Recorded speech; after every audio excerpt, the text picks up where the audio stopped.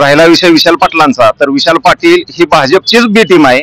भाजपच्या पाकिट घेऊन पाकिटा ह्या चिन्हावरती त्यांनी उमेदवारी केलेली आहे. चंद्रहार पाटील एक शेतकरी कुटुंबातला एक सर्वसामान्य घरातला एक उमेदवार म्हणून पुढे येत असताना सगळा बोलबोलही आहे. खरं तर महाविकास आघाडी महाराष्ट्रामध्ये बंडाच्या धक्क्यातून अजून सावरलेली नाही. भारतीय जनता पार्टी श्री नरेंद्र मोदी यांनी खोटे नाटे करून जी सत्ता मिळवली आणि त्या सत्तेमध्ये सत्ता मिळवून महागाई कमी करण्याचं आश्वासन देऊन सत्ता मिळवली, पण महागाई काही कमी करता आलेली नाही त्यांना. काँग्रेसचा काळ होता, त्यात गाणं होतं हे महंगाई मार डाले. मग त्यांनी प्रचार थांबवावा, संजय काकांनी घरी थांबवावं आणि योगी आदित्यनाथ येणार असं कळतंय. म्हणजे आव्हान नाही तर मग एवढे मोठे मोठे राष्ट्रीय स्तरावरचे नेते का ह्या भाजपच्या यादीमध्ये नापास खासदारांच्या यादीत आहेत. त्यांनी 5 वर्षात 39 लाख रुपये फंड फक्त उचललाय. हे जर तुम्हाला एवढं सुशिक्षित भारत करायचं आहे, मग हे तुम्ही का राबवलं नाही?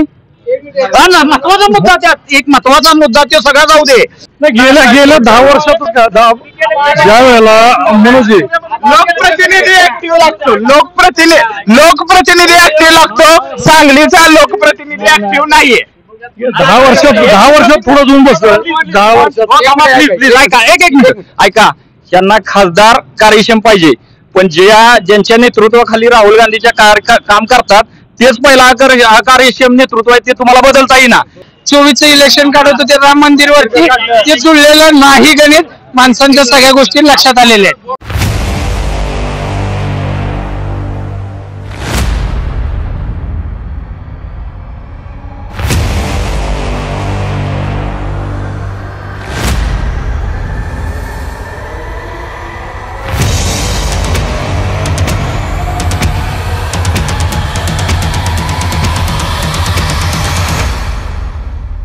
नमस्कार. लोकसभेची वारी आणि प्राईम न्यूज आपल्या दारी या माध्यमातून आज आपण विट्यातील तिन्ही उमेदवारांच्या राजकीय कार्यकर्त्यांची डिबेट शो आपण साठी इथं एकत्र आलोय. भारतीय जनता पार्टी, विशाल पाटील आणि चंद्रहार पाटील या तिन्ही उमेदवारांचे समर्थक इथं आज या डिबेट शो साठी आले. त्यामुळे विट्यामधली परिस्थिती काय आहे हे लवकरच तुमच्या समोर त्यांच्याही माध्यमातून येईल. सगळ्यात पहिल्यांदा आपण विचारूया, काय सांगाल तुम्ही ही राजकीय परिस्थिती आता जी आहे याविषयी कोण बाजी मारायला वाटते तुम्हाला? बाजी आता कसं आहे, एक 10 दिवस राहिलेत अजून निवडणुकीला. तर 10 दिवसामध्ये प्रचार कोण कुठल्या पद्धतीनं कसा रंगवते, पुढे जाते ह्याच्यावरती चित्र राहणार आहे. पण माझ्या माहितीनुसार जनतेचा कल हा जास्त करून आता दिसताना विशालदादा पाटील म्हणजे जे अपक्ष उमेदवार उभे राहिले त्यांच्या बाजूने दिसतोय. त्याची कारण पण सांगू शकतो. कारण लोकांनी अपेक्षित केलं होतं की काँग्रेसचं तिकीट त्यांना जाईल, पण ज्या पद्धतीनं ऐकण्यात येते, ज्या काही खेळी झाल्या त्यांना तिकीट न मिळण्याबाबत वगैरे, ओव्हरऑल त्यांना तिकीट मिळू शकलेलं नाही. त्याची सहानुभूती त्यांना मिळाली. शिवाय वसंतदादा घराण्याचा वारसा आहे त्यांच्या पाठीमागं, आतापर्यंत संधी मिळालेली नव्हती. त्यामुळे एक सहानुभूती लाट त्यांच्या पाठीमागं असल्यामुळं नेते मंडळी न राहता जनसामान्य माणूस हा त्यांच्या पाठीमागं आहे असं एकंदरीत सध्याच्या परिस्थितीत चित्र दिसतंय. त्याच्या उलट भाजपवरती महागाई, सध्याची बेरोजगारी, त्यांनी दिलेल्या आश्वासनाची पूर्तता न झाल्यामुळं त्यांच्यावरची नाराजी, मी उमेदवारांवरती बोलत नाहीये, कारण देशपातळीवरचे इलेक्शन होताना हे महत्वाचे मुद्दे पकडून, देशाच्या लेवलला पकडूनच इलेक्शन खेळलेलं चांगलं. हे ग्रामपंचायतीचे इलेक्शन नव्हे की उमेदवाराबाबत टीका टिप्पणी करून काहीतरी त्याचा एकेरी उल्लेख करून चुकीचं बोलणं.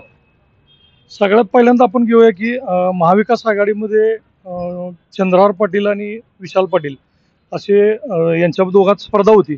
त्यामध्ये आता इथं विट्यातील या विशाल पाटलांच्या समर्थकांनी सांगितले की कसल्याही परिस्थितीत विशाल पाटीलच बाजी मारतील. चंद्रहार पाटलांचे समर्थक काय सांगाल तुम्ही? महागाई, भ्रष्टाचार आणि बेरोजगारी ह्या मुद्द्यावरती जनता ही महाविकास आघाडीच्या पाठीमागं ठामपणे उभा आहे. यावेळेस भाजपची सत्ता ही जनता उकडून फेकणार आहे. राहिला विषय विशाल पाटलांचा, तर विशाल पाटील ही भाजपचीच बी टीम आहे. भाजपच्या पाकिट घेऊन पाकिटा ह्या चिन्हावरती त्यांनी उमेदवारी केलेली आहे. आज तुम्ही बघा, विशाल पाटलांच्या मागे जी माणसं आहेत, आज अजितराव घोरपडे असू द्या, विलासराव जगताप असू द्या, किंवा सांगली मिरजमध्ये जे नगरसेवक आहेत ते सुद्धा भाजपचेच त्यांच्या पाठीशी आहेत. आणि त्याच्या पुढचं मी सांगतो तुम्हाला, मागच्या वेळेस 2019 साली जी विधानसभेची निवडणूक झाली त्याच्यात भाजपचा खासदार सांगलीमध्ये जो निवडून आला ते पुन्हा आला ह्याचे जरा फक्त माणसांनी सर्वे करावा आणि मी सांगणार नाही, सांगलीतली जनता सांगेल की कुणी भाजपचा आमदार सांगलीमध्ये निवडून आणला. राहिला विषय उमेदवारीचा, तर उमेदवारी मिळावी याबद्दल 100% प्रत्येकानं प्रयत्न करणं गरजेचं आहे. पण आज जवळजवळ 1980 सालीपासून एकाच घराण्यात सत्ता गेलेली आहे.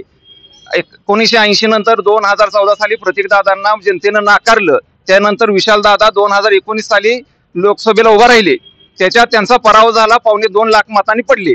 तरी सुद्धा पडलो तरी चालेल पण मीच उभा राहणार ही जी घराणीशाही आहे ही जनता खपवून घेणार नाही. सांगली जिल्ह्यातली त्यांना ह्या वेळेस त्यांची जागा दाखवल्याशिवाय राहणार नाही. काय सांगाल भाजपची बी टीम आहे असा आरोप आहे. 4 जूनला कळेल कोण कुणाची बी टीम आहे ते. शिरीष साहेब तुम्ही काय सांगाल? आज आम्ही चंद्रहार पाटील यांच्या समर्थनात आम्ही इथं आलेलो आहोत. आज महाविकास आघाडीचा जो उमेदवार आहे चंद्रहार पाटील एक शेतकरी कुटुंबातला एक सर्वसामान्य घरातला एक उमेदवार म्हणून पुढे येत असताना कुठल्याही त्यांना राजकीय पार्श्वभूमी नसताना कुठलेही त्यांना एक मोठं पाठबळ नसताना ते जे नेतृत्व पुढे येत आहे आज त्यांना आपण संधी दिली पाहिजे असं माझं मत आहे. आणि पूर्ण महाविकास आघाडी आज चंद्रहार पाटील यांच्या पूर्णपणे पाठीशी आहे. तुम्ही काय सांगाल? महाविकास आघाडीचे चंद्रहार पाटील हे उमेदवार आहेत आणि विशाल पाटलांनी काँग्रेसमधून बंड पुकारून वेगळं होऊन जी मत काँग्रेसच्या नावाखाली मागत आहेत आणि काँग्रेसच्या नावाखाली मत मागून उद्या ते मत घेऊन भाजपमध्ये का जाणार नाहीत ह्याची गॅरंटी आहे का? आता महत्वाचं म्हणजे महागाई हा मुद्दा यांनी सांगितला की भारतीय जनता पार्टी यांच्या काळामध्ये महागाई भरपूर आली त्यामुळे त्यांच्या उमेदवाराला काय सांगता? महागाई वगैरे असं काय नाही, हे सगळा भूलभुलई आहे. खरं तर महाविकास आघाडी महाराष्ट्रामध्ये बंडाच्या धक्क्यातून अजून सावरलेली नाही. ते रोज एक नवीन स्टेटमेंट आहेत की महागाईचा विषय संपला, सगळं झालं, आता नव्यानं परत संविधानाच्या बद्दल कांगावा चालू आहे. तर या सगळ्या गोष्टी आहेत.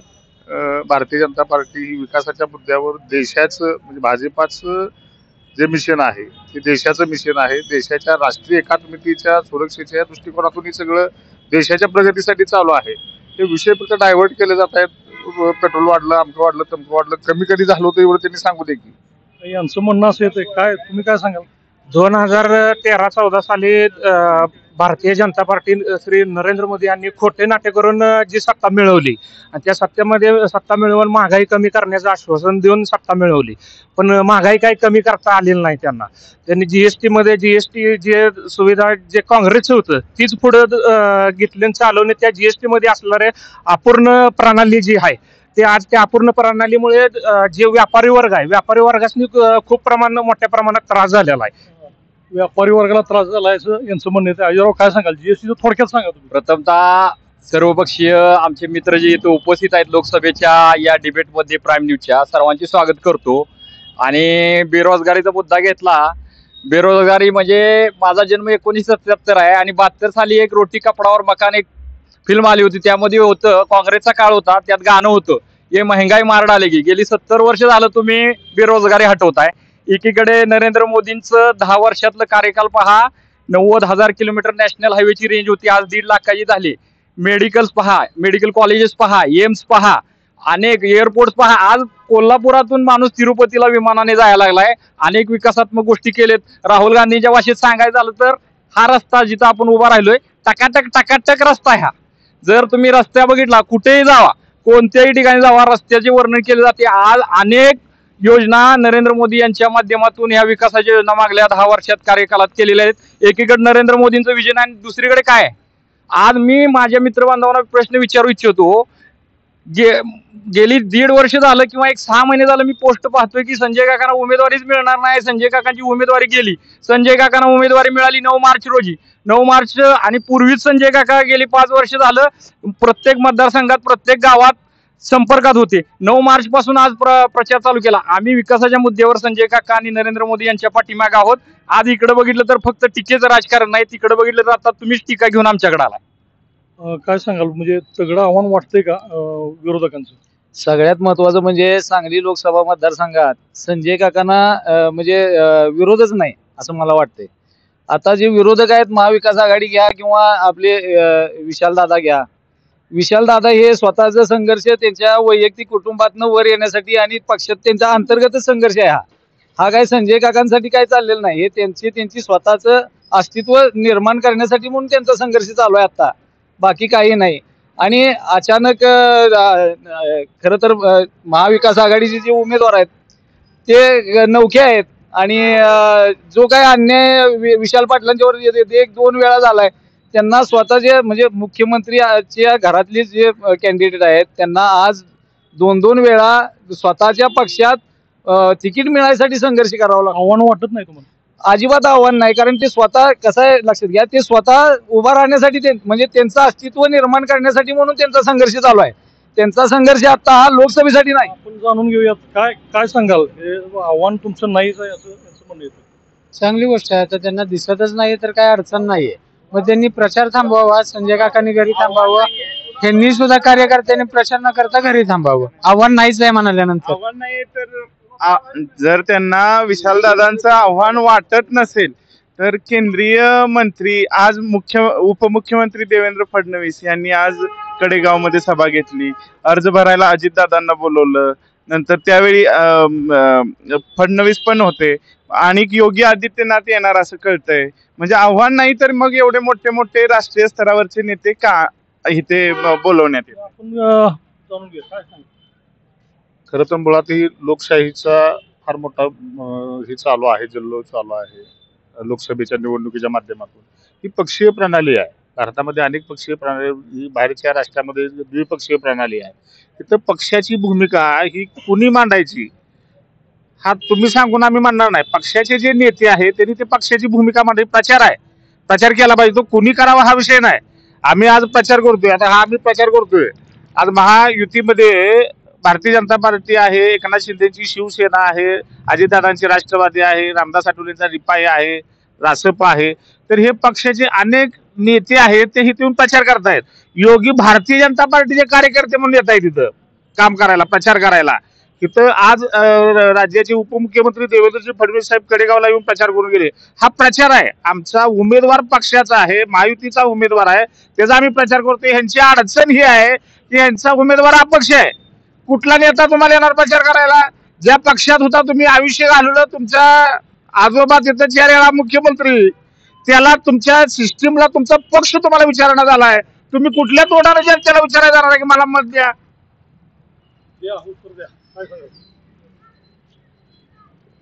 राजकारण आहे, पक्षांतर्गत राजकारण असतं, तसं बाहेर इतर पक्षांशी संघर्ष होत असतो कुठल्याही पक्षामध्ये. भाजपमध्ये अंतर्गत राजकारण नाही असं नाहीये.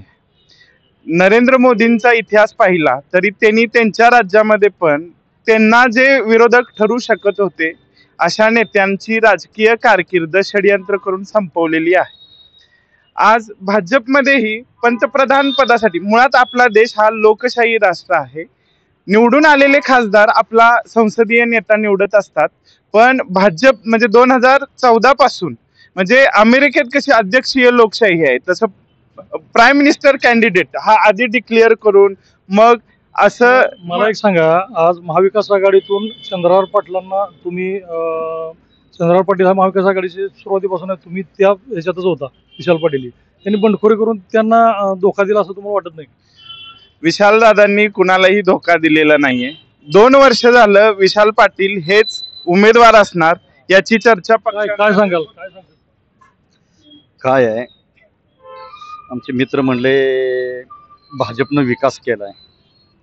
ह्या विद्यमान इथले खासदार ह्या भाजपच्या यादीमध्ये नापास खासदारांच्या यादीत आहेत. त्यांनी 5 वर्षात 39 लाख रुपये फंड फक्त उचललाय. मी तुम्हालाही मग सांगतो की खासदारांच्या आजूबाजूची जी गावं आहेत त्या गावामध्ये पिण्याचं पाणी आहे का बघा. उदाहरण मी देतो, तिथं डोंगर सोनी हे गाव 7,000 लोकसंख्येचं गाव आहे. त्या गावामध्ये अजून प्यायच्या पाण्याची व्यवस्था नाही, ही अवस्था आहे. आणि कुठला विकास? या देशाचं दुर्दैव आहे की नरेंद्र मोदी हे पंतप्रधान आहेत.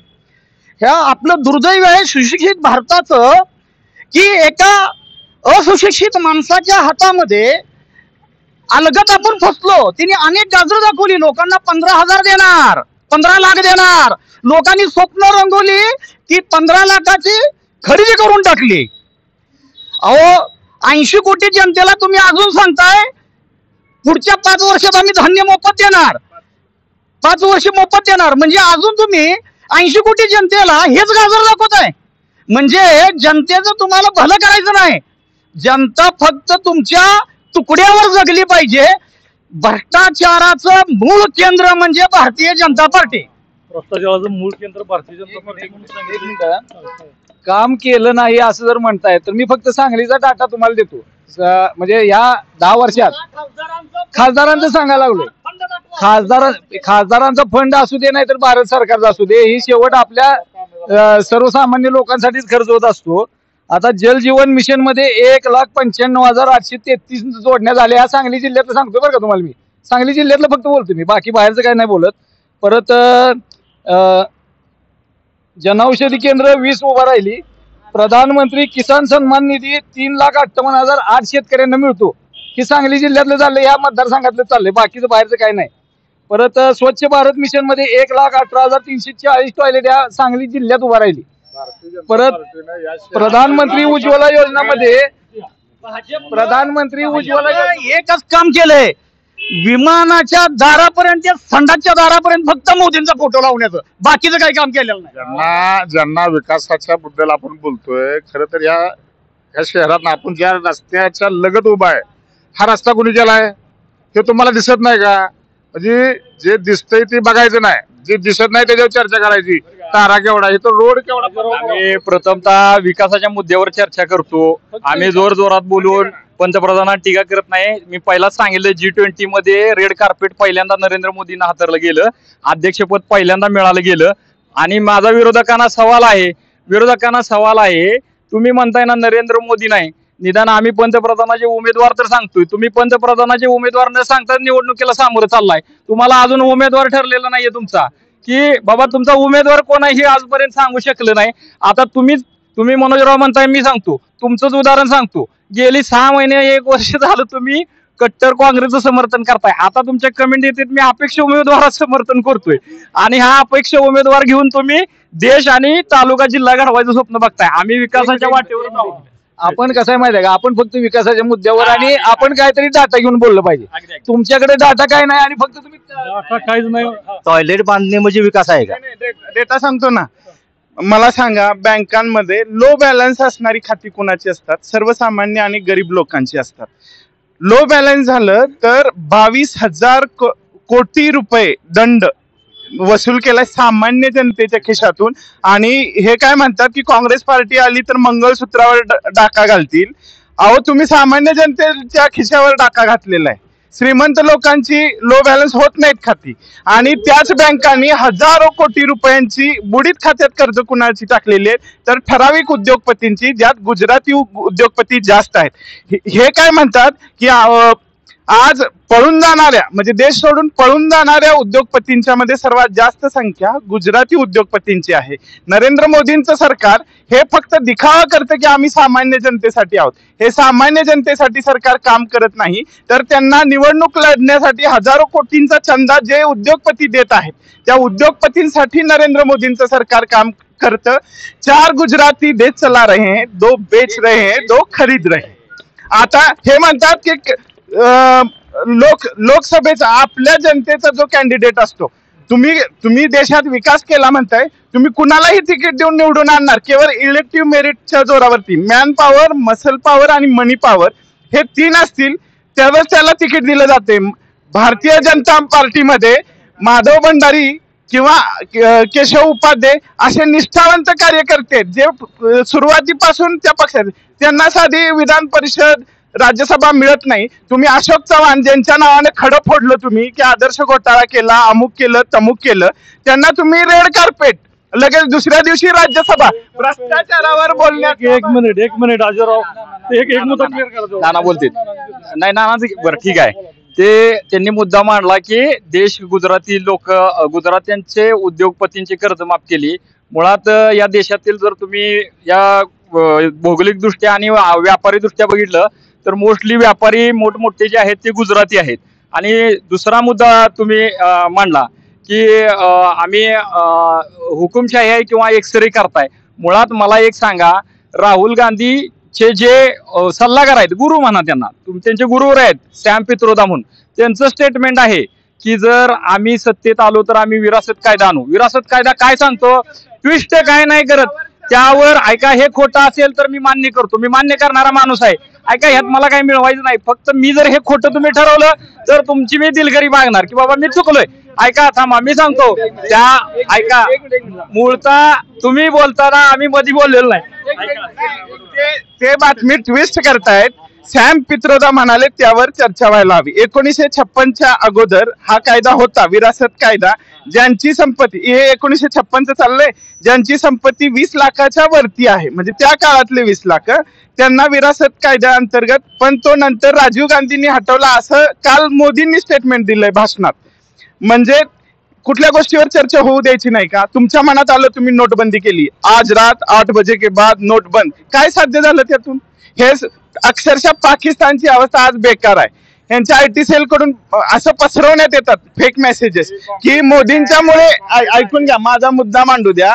आपल्या देशामध्ये मी सांगतोय, ऐकून घ्या ना. पाकिस्तानची ऐकून घ्या. बघा, हे असहिष्णुता याला म्हणतात. तुम्ही पुढल्या बोलू देत नाही. असहिष्णुता याला म्हणतात. पाकिस्तानची वाट कुणामुळे लागली सांगतो. हा, बोलू द्या ना. याला असहिष्णुता म्हणतात. तुम्ही आमचा आवाज दाबणार आहात का? पाकिस्तानची वाट, तिथल्या भ्रष्ट मिलिटरीचे अधिकारी, भ्रष्ट नालायक राज्यकर्ते, त्यांनी देश विकून खाल्ल्यामुळे पाकिस्तानची वाट लागलेली आहे. तशी आपल्या देशाची लागू नये अशी आमची प्रामाणिक इच्छा आहे. आपल्या देशामध्ये लोकशाही टिकली पाहिजे.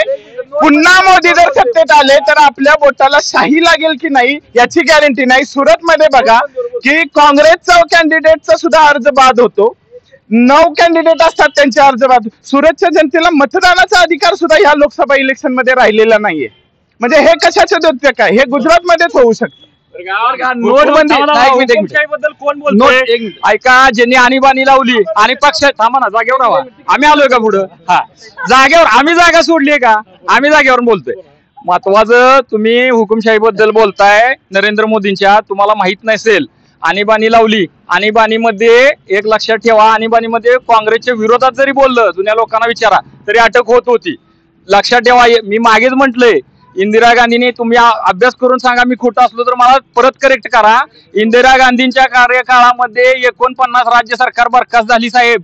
मनमोहन सिंग आपले शांत पंतप्रधान म्हणून ओळखले जातात.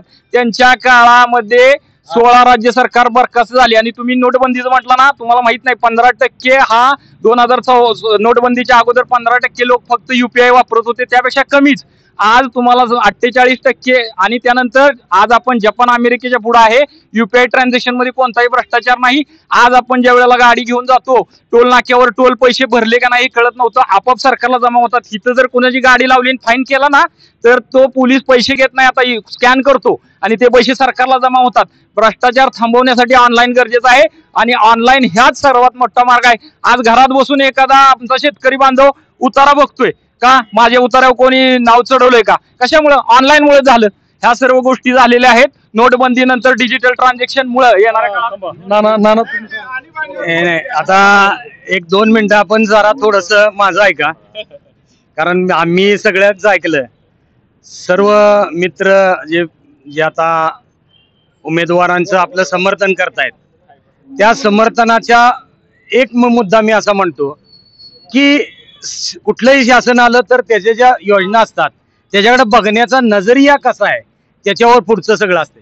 आज आपण सुद्धा, आपण विटेकर सगळे आहेत, आपण सगळ्यांनी विटेकरांनी एक मोदी सरकारनं किंवा मोदी पंतप्रधान झाल्या त्यांनी एक सर्व स्वच्छ अभियान आणलं आणि आपण सगळे त्याचे साक्षीदार आहोत की सर्व स्वच्छ अभियानमध्ये आपण विटे शहरानं देशामध्ये 4,500 शहरात पहिला नंबर घेतला. आणि पहिला नंबर घेतला, हेच अभियान हे सगळ्या देशात चालू होतं.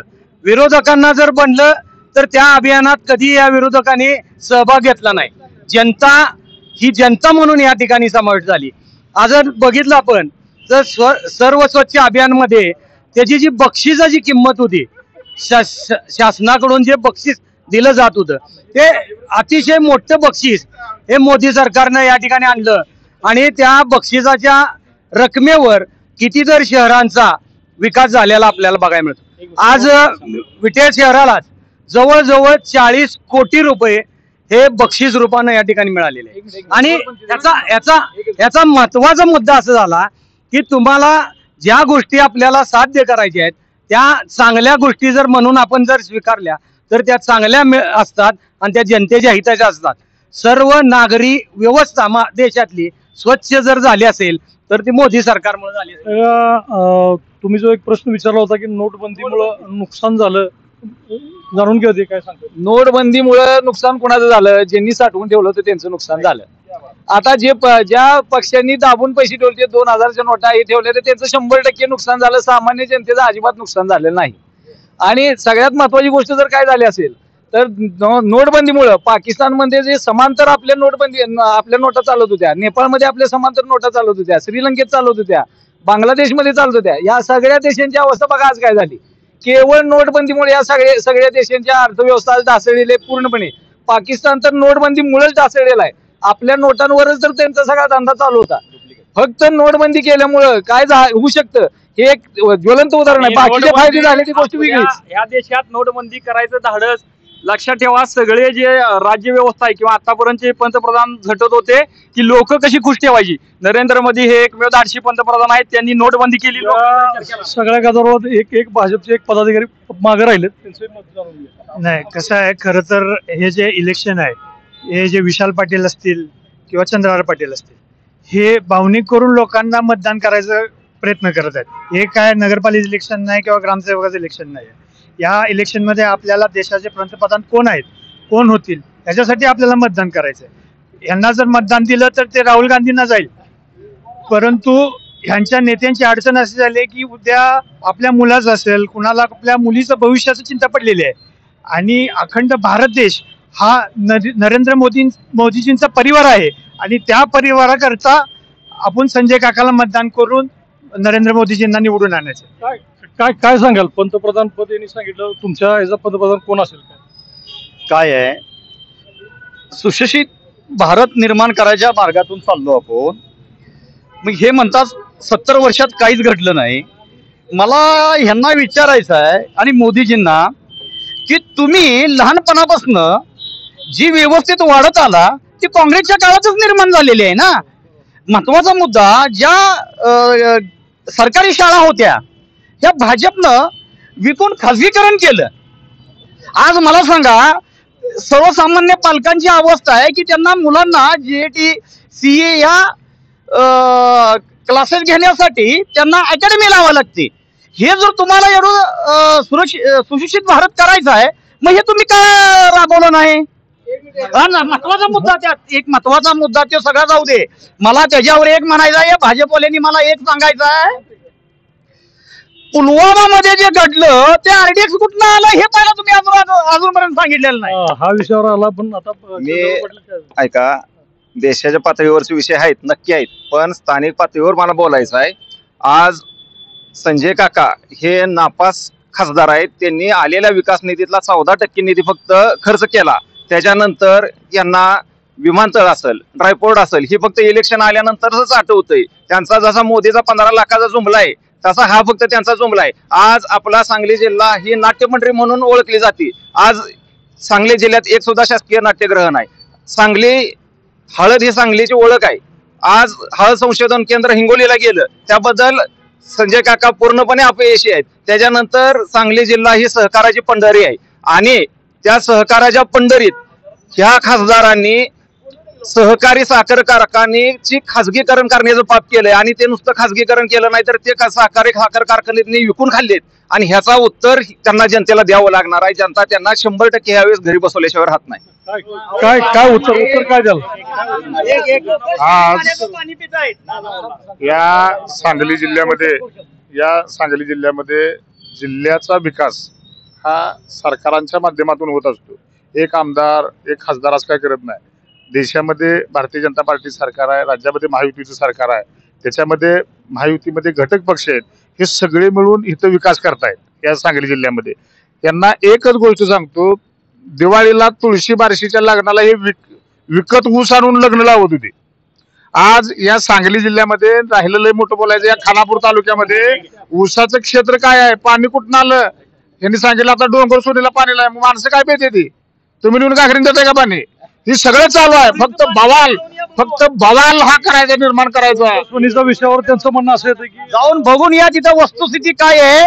माणसं बोरचं पाणी पितात, बोला काय केलं नाही. एक मिनिट ऐका, खरं तर चर्चा ह्या स्थानिक उमेदवार आणि आपल्या फक्त सांगली लोकसभा पुरत्या होणं गरजेचं होतं, पण चर्चा सतत पुढं गेल्यामुळं चर्चा बऱ्याच आजूबाजूला बरकटत जाते. माझं एक म्हणणं असं होतं फक्त की संजय काकांनी काय केलं यामध्ये कसं आहे, महाराष्ट्र शासनाच्या वतीनं टेंबू योजना या ठिकाणी विकसित करण्याचा प्रयत्न चाललेला आहे, परंतु त्यामध्ये ज्या वेळेला पैसा कमी पडू लागला किंवा त्यामध्ये पैशाची उपलब्धता करणं गरजेचं होतं, त्या रखडलेल्या योजना पुढे न्यायची गरज होती, त्यावेळेला केंद्र सरकारच्या माध्यमातून संजय काकाने जी त्याला पुशअप दिला आणि त्यामुळे आता जी सगळी सुजलाम सुफलाम जी यंत्रणा झाल्या ती सगळ्यात महत्वाची होती ही लक्षात. एक मिनिट इकडं. आज त्यांनी जे योजनेबद्दल सांगितलं, संजय काकांना सवयच आहे, स्थानिक लोकप्रतिनिधीने एखाद्या जर चांगलं काम केलं तर तिथं जाऊन त्या कामाचं श्रेय घेण्याचं हे खासदारांचं पहिल्यापासून धोरण राहिलेलं आहे. आज तासगाव तालुक्यामध्ये सुमनताईंनी पाणी आणलं, त्याच्याबद्दल स्वतः मुख्यमंत्र्यांनी सांगितलं की त्यांनी प्रयत्न केलेत, पण तिथं श्रेय घ्यायला संजय काका कायम पुढे जाते ते, आणि हे त्यांची जुनी सवय आहे. याच्यावर उत्तर देऊ दे. नाही, याच्यावरचं उत्तर असं आहे की दिल्लीतल्या जर ज्या योजनेचं आहे ते खासदारानेच काम केलं पाहिजे ना. ठीक आहे, तुम्ही आम्ही करून उपयोग नाही, याला कोणी केलं पाहिजे. हा विषय माझे फक्त 3 प्रश्न आहेत भाजप प्रवक्त्यांना. मुद्दा 1, भारत हा आपला शेतीप्रधान देश आहे, आपल्या भारत देशाच्या कृषी मंत्र्याचं नाव सांगावं ह्यांनी. इलेक्ट्रॉनिक जो बॉन्ड आता घोटाळा झालाय मोठा भाजपचा, त्याबद्दल यांचं मत काय विचारावं. आणि माझे मित्र अविनाश नाना यांचं टेक्सटाईल पार्क आहे, कष्टाळू आहे माणूस, शून्यातनं निर्माण केले. ह्या माणसानं त्याच्या अंतर्मनाला विचारून सांगावं, सध्याची लाईट बिल युनिट दर वाढलेला आहे, ते मनापासून भाजपला आणि संजय काकाला मतदान करणार का? 2 मिनिटं मनोज, प्रश्नाला उत्तर जेव्हा देईल तेव्हा त्या डिबेट मध्ये एक 2 मिनिटं. नाही, आता आमचे मित्र सांगतायत की यंत्रमागचं असतील किंवा टेक्सटाईल मधले असतील, या सगळ्या जे उद्योगधंदे आहेत ह्याला वेगवेगळ्या पद्धतीनं त्या चांगल्या ढाच्यात आणण्याचा प्रयत्न हे केंद्र सरकार करतच असते, आणि त्यामध्ये येणाऱ्या अडचणी, तुम्ही आज कुठलं जरी सरकार आलं तर 50 वर्ष गेल्यावर अडचणी या राहणारच आहेत, पण त्या सोडवायच्या कशा आणि त्यातनं मार्ग कसं काढायचं हे जनतेनं ज्या त्या व्यवसायात कौशल्य असते. आज या ठिकाणी टेक्सटाईलला सुद्धा जीएसटी मध्ये आपण जर बघितलं तर त्यामध्ये अगदी चांगल्या पद्धतीनं त्याची रचना केलेली आहे, त्यामुळं अतिशय त्यामधला 2 नंबरचा व्यवसाय हा बंद झालाय. दुसरा गोष्ट, त्याच्याबरोबर आत्ताच सरकारनं 46B म्हणजे 45 दिवसाच्या पुढं जर व्यापाऱ्यानं पुढचं जर बिल दिलं तर त्या बिलावर इन्कम टॅक्स लावलेला आहे, त्यामुळं ह्यामध्ये 60 दिवस 90 दिवस 180 दिवस एखादा माल गेल्यानंतर होणारं पेमेंट ती आता केवळ 45 दिवसाच्या आत होणार आहे, आणि ही सगळ्यात मोठी येणाऱ्या काळामध्ये त्या उद्योगाला उभारी देणारी काम. मला वाटतं डिबेट मध्ये तुम्ही स्थानिक उमेदवार आपले कोण आहेत, संजय काका पाटील, चंद्रहार पाटील आणि विशाल पाटील, उमेदवारांच्या वरती बोला, स्थानिक उमेदवारांच्या वरती बोला. ह्या प्रश्न कुठे मी तुम्हाला सांगतो, मी आता जे बोलणार आहे तुम्ही कट करायचं नाही, एडिट करायचं नाही. देशात मोदी असो किंवा कुणी असो, तुमचा स्थानिक कॅन्डिडेट खासदार किंवा आमदार हा कार्यक्षम असावा लागतो. मी आता बीजेपीचे समर्थक आहेत ते खुश होतील. मी शिमोगा कर्नाटकात आहे, येडियुरप्पा यांचा मतदार आहे, त्यांचे चिरंजीव राघवेंद्र सध्या तिथून निवडणूक लढत आहेत. त्या दोन्हीचं तुलना ऐका ना जरा. शिमोगा जिल्हा आणि सांगली जिल्हा, सांगली कृष्णेच्या काठावर आहे, शिमोगा तुंगभद्रेच्या काठावर आहे, तुंगा नदीच्या काठावर आहे. शिमोगा त्या दोन्हीची लोकसंख्या जवळपास सेम आहे, भौगोलिक परिस्थिती जवळपास सेम आहे. शिवमोगामध्ये एअरपोर्ट आहे, शिवमोगामध्ये 4 हायवेज मेगा हायवेज गेलेले आहेत, शिवमोगामध्ये तुंगा नदीवरचा रिव्हर फ्रंट आहे. गेल्या 10 वर्षामध्ये सांगलीमध्ये ना एअरपोर्ट झाला, गेल्या 10 वर्षात ज्या वेळेला मनोजी लोकप्रतिनिधी ऍक्टिव्ह लागतो, लोकप्रतिनिधी ऍक्टिव्ह लागतो, सांगलीचा लोकप्रतिनिधी ऍक्टिव्ह नाहीये. 10 वर्षात पुढे जाऊन बसलं. 10 वर्षात प्लीज ऐका, एक मिनिट ऐका. यांना खासदार कार्यक्षम पाहिजे, पण ज्यांच्या नेतृत्वाखाली राहुल गांधीच्या काम करतात तेच पहिला कार्यक्षम नेतृत्व आहे, ते तुम्हाला बदलता येईना. दुसरी गोष्ट सांगतो ऐका 2014 पूर्वी देशात 74 एअरपोर्ट्स होते, आज 148 एअरपोर्ट्स आहेत. कोल्हापूरमध्ये विमानतळ चालू झाले. लक्षात घ्या विकास. आणि तुम्ही जे म्हणता की नाही कार्यक्षम नेतृत्व पाहिजे, किती तुम्ही विचार करा, राहुल गांधीच्या कार्यकाळात आमचे तर भाजपचे स्टार प्रचारक आहेत, ते आम्हाला ह्यांना कार्यक्षम खासदार पाहिजेत, पण कार्यक्षम नेतृत्व नको राष्ट्रीय स्तरावर. सांगतो की आता त्यांनी सांगितले कार्यक्षम नेतृत्वाचा विषय फार महत्वाचा आहे. उमेदवार कार्यक्षम असायला पाहिजे, ही जिल्ह्याचं मत आहे.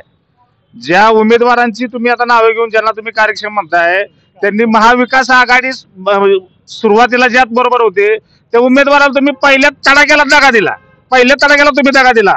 ज्या आघाडीच्या बरोबर तुम्ही काम करत होता त्याला तुम्ही दगा दिला. आता घरात तुमचे केंद्रीय मंत्रीपद तुम्ही काय केलं नाही. आता ज्या उमेदवाराला तुम्ही दगा दिला, तुम्ही जनतेला काय करणार? तुमची सुरुवातच दगाबाज. इलेक्ट्रॉल बॉन्डचा विषय, इलेक्ट्रॉल बॉन्ड अत्यंत चांगला मुद्दा मांडला माझ्या मित्रांनी. ह्यात आतापर्यंत कसं होत होतं, राजकीय पक्ष जे पैसे मिळतील ते घरीच घेऊन जात होते. म्हणजे काँग्रेसचं तर तसंच होतं, 1700 कोटी रुपये त्यांना फाईन लावलाय कोर्टाने. आज ते आता तो न्यायप्रविष्ट आहे, त्यामुळे आम्ही काय बोलत नाही.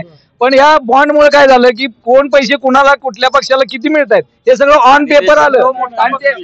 विशाल पाटील, तुम्ही जे आता एक मुद्दा उपस्थित केला होता की यंत्रमाग धारकांना विजेचा जो विषय, तो परत एकदा तुम्ही प्रश्न विचारा, तुम्हाला नाना उत्तर देणार. आपला काय प्रश्न? माझा प्रश्न असा आहे की ज्या पद्धतीने आता देवांग समाजाचं सगळ्यात मोठं जे यंत्रमागाचं त्यांचाही आहे, रोज किरण भाऊंचे पेपरला हे येते की विजेचे दर वाढतात, त्यामुळे कंबरट मोडले. तर वैयक्तिक नाना त्यांच्या अंतर्मनाला विचारून ह्या भाजपला आणि संजय काकाला मतदान करतील का? तुम्ही तयार राहा, उत्तर काय देतात बघूया. नाही, एक सगळ्यात महत्वाचा विषय म्हणजे आपल्या मित्रांना फक्त माहितीसाठी सांगतो की राज्य शासनानं गेल्याच म्हणजे इलेक्शन आचारसंहिता लागण्यापूर्वी GR केलेला आहे. 27 HP वरती असणाऱ्या जे लाईटचे हे आहेत युनिट आहेत, त्या युनिटला 75 पैसे सूट दिलेले आहे. त्याचबरोबर 27 HP खालचे जे युनिट आहेत त्यांना 1 रुपया सूट दिलेला आहे. ह्याच्या तांत्रिक गोष्टीचा या आचारसंहिता संपल्यानंतर त्याचा संपून 1 एप्रिल पासून त्याला मिळणारी सूट ही लागू झालेली आहे. आणि याच्यामुळं नक्कीच व्यवसायाला वृद्धी होण्याची मोठी संधी या ठिकाणी अजितदादा असतील, देवेंद्र फडणवीस असतील किंवा मुख्यमंत्री असतील, यांनी या गोष्टीला व्यवस्था GR द्वारे केलेली आहे. काय सांगाल यांच्या उमेदवाराची काय परिस्थिती होती? तुम्ही तयार राहा म्हणलं उत्तर. आश्वासन दिलं म्हणजे पूर्तता झाली असं होत नाही. 2014 पासून आश्वासन ऐकतोय. 70 रुपये पेट्रोल आणि 400 रुपये टाकी गेली, 1200 वरती 70 रुपये. उमेदवाराचे काय? घरगुती वीज दर पूर्वी 3 ते 4 रुपये होता, आज 9 ते 11 रुपयावर गेला. आणि आता तुम्हाला बघितलं असेल इथं बसलेल्या सगळ्यांना उभा राहिलेल्या सुरक्षा ठेवीच्या नावाखाली पुन्हा पैसे वसुलीचे लादले जात आहेत. भाजपचा एकच आहे, फक्त अदानी जगला पाहिजे आणि अंबानी जगला पाहिजे. कसं आहे, हे महागाईच्या मुद्द्यावरती बोलतायत. महागाई फक्त भारतातच वाढली आहे का? अख्ख्या जगामध्ये महागाईचा विळखा पडलेला आहे. कोरोना आल्यापासून लॉकडाऊन लागल्यानंतर जे युद्ध होतं, परत जे युक्रेन रशिया युद्ध होतं, त्यामुळे जी महागाई वाढल्या ते पूर्ण जगामध्ये आहे. आणि ही जे महागाई इन्फ्लेशन रेट जो म्हणतोय तो इंडियामध्ये फक्त सिंगल डिजिट मध्ये आहे आणि जगामध्ये हा डबल डिजिट मध्ये गेलेला आहे. हा त्यांना त्याची माहितीच नाही मला वाटतं. आम्हाला आमच्या भारत देशाशी आणि आमच्या इथल्या शेतकऱ्याचं पडलेला आहे. जगात काय चाललंय तो बायडन काय म्हणला ही कळ ना. इथं महाराष्ट्राचा कांदा निर्यात नाही, हे ग्लोबलायझेशनचा जमाना आहे.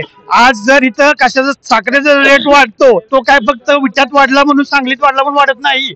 जगामध्ये जे काय चाललेलं आहे त्या रेट वरती ते सगळं ठरतं. अवलंबून राहतो एकमेकावर. त्याचं नियंत्रण कोण करणार? नरेंद्र मोदी करणार का कोण करणार? का राहुल गांधींनी करायचं आहे? म्हणून महाराष्ट्राचा शेतकऱ्यावर अन्याय आहे आणि गुजरातचा कांदा निर्यात भाजपनं फक्त एकच काम केलेलं आहे. यांचं म्हणणं फक्त का कांदा निर्यात बंदीचं जे काही धोरण आहे ते पूर्वंपार आहे. अनेक वेळा शेतकऱ्यांचं त्या काँग्रेसच्या काळात दुसरा महत्वाचा मुद्दा सांगतो. काय शिरीषराव काय सांगाल तुम्ही? आज आमचे भाजपचे पदाधिकारी म्हणतात की महागाई सगळ्या जगात वाढलेली आहे, पण तुम्ही 2014 महागाईच्या मुद्द्यावर तुम्ही सत्तेवर आलाय. तुम्ही आज सिलेंडर 400 रुपये झाला म्हणून तुम्ही चौकात ढोल बडवायला लागलेला. तुम्ही पेट्रोल 70 रुपये झालं म्हणून ओरडत होता, डिझेल 70 रुपये झालं म्हणून ओरडत होता. आता डिझेल तुमचं 70चं 100 झालं, डिझेल पेट्रोलचं झालं, पेट्रोलचं 110 रुपये झाले, गॅस सिलेंडर झाला 1800. इलेक्ट्रॉनिक बॉन्डचं उत्तर देतो त्यांना. त्यांनी सांगितलं की सगळ्या भारताला काय आलं, त्यांचाच वकील गेला होता 3 महिन्यानंतरची तारीख द्या म्हणून. चोर चोरी करताना सापडलाय म्हणून आता म्हणते हे आम्ही दाखवायलाच गेलो होतो तिजोरी कशी उघडली. जर हे बघा एक मिनिट कसं आहे, जर आम्ही जरी गेलो तरी आमची तेवढी आम्हाला जेवढी ताकद आहे की बाबा सत्य जी बाहेर आलं पाहिजे यासाठी आम्ही प्रयत्नशील आहे.